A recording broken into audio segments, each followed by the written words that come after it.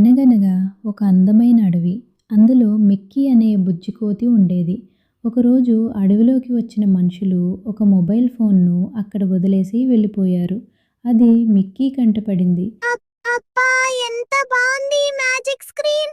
ఇందులో రంగురంగుల బొమ్మలు, పాటలు భలే ఉన్నాయి. ఇక నుంచి నేను రోజంతా ఇక్కడే కూర్చొని ఇదే చూస్తాను. ఎవరితోనూ ఆడుకోను. మెల్లగా మిక్కీ ఆడుకోవడం మానేసింది. పొద్దున లేచినప్పటి నుండి రాత్రి వరకు ఆ ఫోన్నే చూస్తూ కూర్చునేది. కొన్ని రోజులకి మిక్కీ కళ్ళు ఎర్రగా మారిపోయాయి.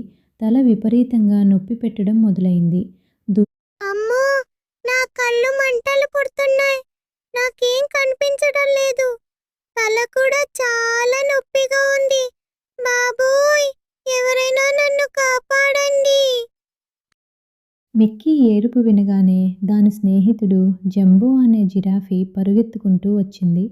మిక్కీ బావా, భయపడకు. ఆ మ్యాజిక్ స్క్రీన్ను నువ్వు రాత్రి పగలు తేడా లేకుండా ఎక్కువసేపు చూడటం వల్లే నీ కళ్ళు ఇలా పాడయ్యాయి. వెంటనే ఆ ఫోన్ను దూరంగా పడేయ్. మనం ప్రకృతిలో కలిసి ఆడుకుందాం. నీ కళ్ళు మళ్ళీ నయమైపోతాయి. మిక్కీ ఆ ఫోన్ను నదిలో పడేసింది. స్నేహితులతో కలిసి అడవిలో ఆడుకోవడం వల్ల కొన్ని రోజులకి దాని కళ్ళు మునుపట్లా మారి.